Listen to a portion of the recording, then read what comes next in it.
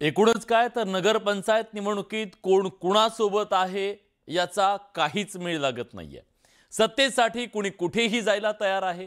कालपर्यंत एकमेकांसाठी मतं मागणारे आज कुस्ती खेळतायत आणि कालपर्यंत कुस्ती खेळणारे आज दोस्ती करतायत। सामान्य माणसाचं डोकं मात्र या सगळ्यात चक्रावून गेलंय। त्याला कळत नाहीये काय चाललंय। नगर परिषदेत आघाडीत बिघाडी,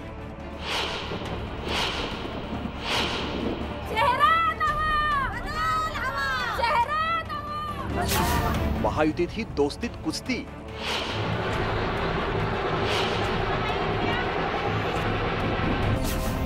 सत्तेसाठी विरोधकच सोबती।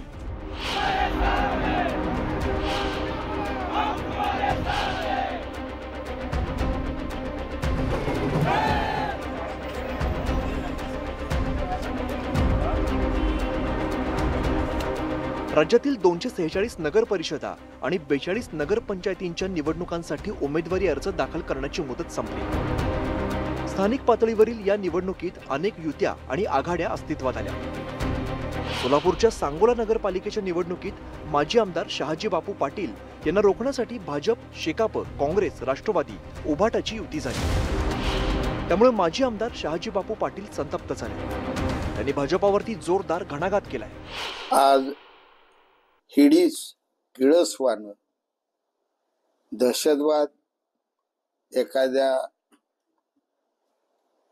अबलेवर केलेला बलात्कार असावा अशा पद्धतीचं भारतीय जनता पक्षाचं वागणं या ठिकाणी मला दिसून आलेलं आहे। ही राजनीती एक प्रतीक आहे सांगोला। अशी जर राजनीती महाराष्ट्रात होणार असेल तर या वैभवशाली राजकारणाच्या महाराष्ट्राच्या परंपरा आहेत त्या थोड्या दिवसात उद्ध्वस्त झालेल्या तुम्हा सर्वांना दिसतील।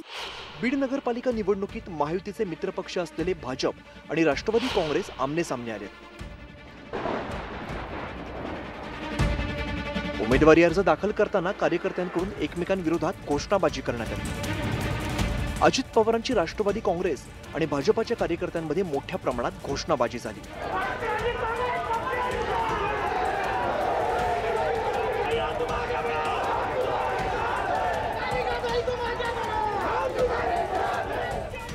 सांगलीच्या जत नगर परिषदेसाठी राष्ट्रवादी अजित पवार आणि शिवसेना उभाटा आणि राष्ट्रवादी शरद पवार पक्ष अशी आघाडी झाली। नगराध्यक्ष पदासाठी शरद पवारांच्या पक्षाचे नेते सुरेश शिंदे यांचा उमेदवारी अर्ज दाखल करण्यात आलाय।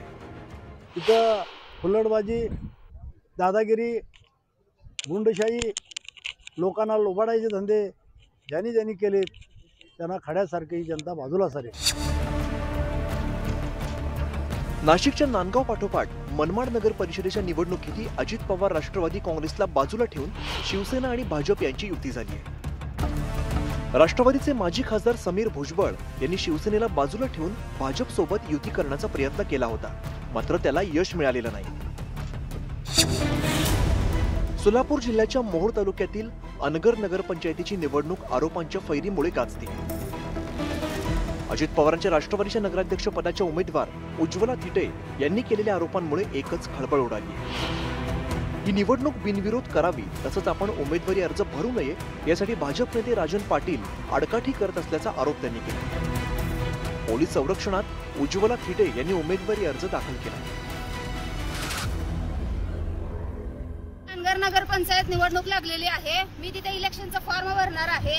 त्यासाठी आमचे माजी आमदार राजनजी पाटील, विक्रांत पाटील, अजिंक्य राणा पाटील हे गेले 8 दिवस झाले मी तिथे यायचंय म्हणून तर सगळीकडे त्यांनी ट्रॅप लावला आणि निवडणुकीचा अधिकार माझ्यापासून हिसकावून घ्यायला लागलाय। हा आरोप आज होत नाही। हा आरोप आमच्या अनगरकरांवर गेली 40 वर्ष होतोय। कारण दुसरा कुठलाही विषय या मंडळीकडे आमच्या गावासाठी आणि आमच्या परिसरासाठी नाहीये म्हणून करता असे बिनबुडाचे आरोप करतात। स्थानिक स्वराज्य संस्थांच्या निवडणुकीत नव्या युती आणि आघाड्या समोर आल्या। मित्रपक्ष एकमेकांच्या समोरही ठाकलेत। अशा या राजकीय साठमारीत राज्यातील ग्रामीण भागातील जनता कुणाच्या पारड्यात मत टाकतं याचा फैसला 3 डिसेंबरला होणार आहे। नरेश बोबटेसह ब्युरो रिपोर्ट, न्यूज 18 लोकमत।